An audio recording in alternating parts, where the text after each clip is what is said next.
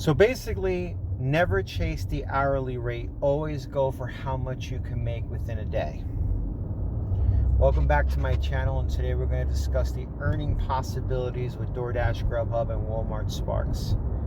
As you're multi-apping or just working Walmart Sparks only, you want to be able to know more or less your earning potential every single day, because at the end of the week, you want to make a certain amount of money.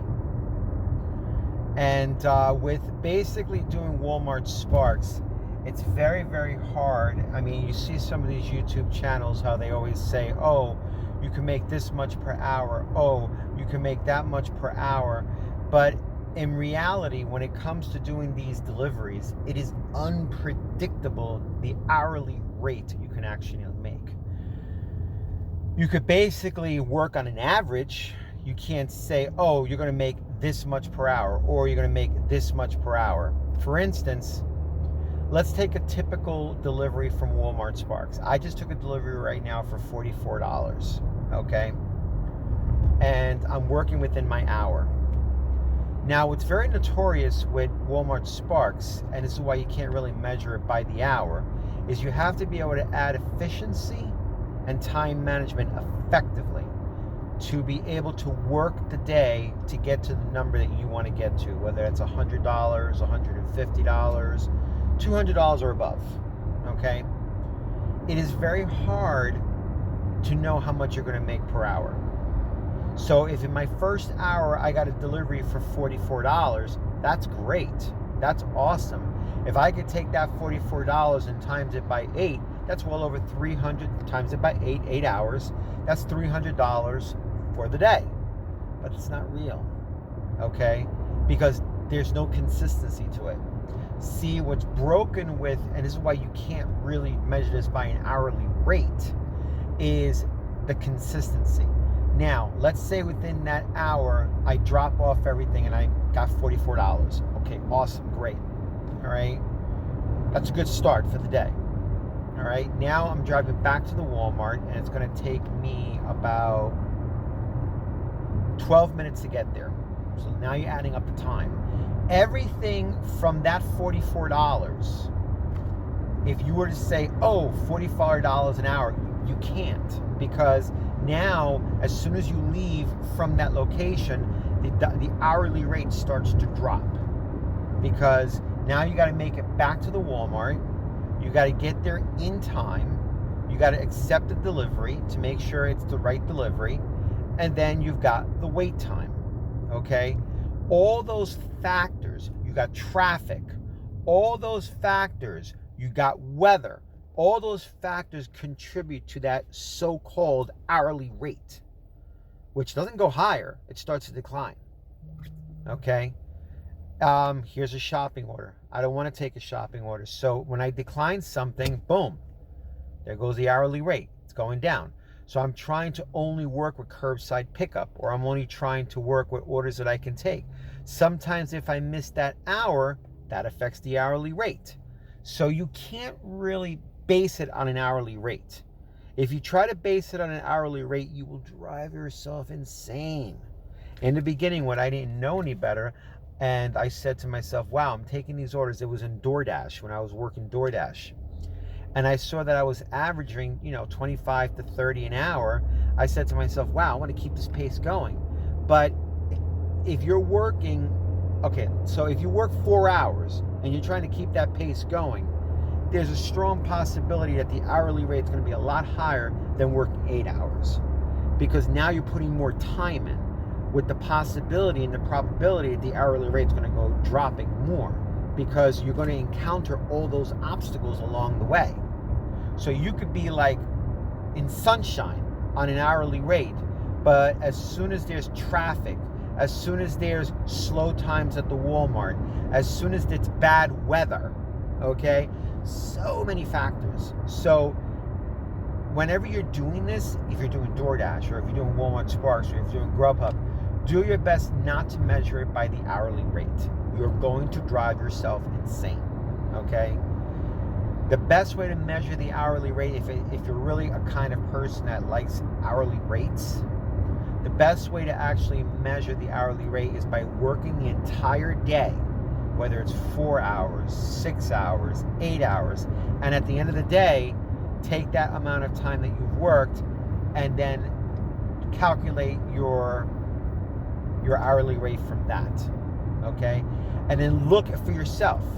Watch for yourself how you start out with a big order in the beginning and then it starts to drop the hourly rate because of those factors that we're not aware of, okay? This is why time is so important. Now, most people at the Walmart will not understand that. People that work in the restaurants will not understand that, okay? Because they don't do gig work like you and I do. But that's why we're always constantly hustling, because we're trying to get the most amount of money in the least amount of time. And it's you got to be very, very time efficient. You gotta basically drop the stuff off as fast as possible. That's why when sometimes these customers ask for these specific rules on what they want, that slows me down, and they don't understand that. So I do my best to accommodate them as much as possible. If I know it's going to be a difficult customer, that they want this, they want that, I let them know I'm on my way. Just to make the flow as efficient as possible, because time is of an essence. This is why I say to myself, okay, I'm going to work 8 hours today. I'm going to put in 8 hours. I'm either going to work for 8 hours or I'm going to hit $200. Whichever one I hit, whichever one I do. That's my goal setting strategy. Because between those two is uncertainty. You could work 8 hours and stay working 8 hours. That's not a problem. But then you've got the high levels of uncertainty. Okay, now I'm taking this order right here for $17 for 7 miles. Great offer. There's no time to wait on this. So by the time I get over there, it should hopefully be ready. But now factors can happen from this moment right now till I get to that place over there. Okay, that's when the hourly rate can start to decrease. Okay, because you got traffic. Again, all the basic stuff that you can't control is what will lower that hourly rate. Do not get hung on an hourly rate. Don't let any of these YouTube people tell you that do gig work, oh yeah, you can make this much per hour. It's just an arbitrary number. When you come out here and you really put the time in scientifically and you really give it your best, that hourly rate fluctuates for every single person. So if I'm telling you I'm making $30 an hour, that's an average number. It doesn't mean I'm going to work and I'm going to make $30 every hour on the hour, No. That's where a job comes into play. That's where you can get a salary or you can get an hourly rate. But I do my best to aim for what I can do for the day. Can I work 8 hours? Yes. Okay, I'll work 8 hours. And within those 8 hours, if I can hit $200, that's great. That's awesome. So those are my only two goals. That cancels out the hourly rate because you'll drive yourself nuts trying to figure out the hourly rate. How much time do you want to work and how much do you want to make? Keep it simple. If you keep it that simple, less pressure, less headaches. I like to work the time because I know that when I start that timer and it's counting, I can go back to that timer and look at it and say, okay, I'm doing my best. It's also giving me a pulse speed of how the day is turning out. Oh, okay, it's a slow day. Doesn't look like many deliveries are coming through the way they should. Remember, because in that process, you're going back to the Walmarts, you're declining offers, all that mixes into the whole thing completely. Okay?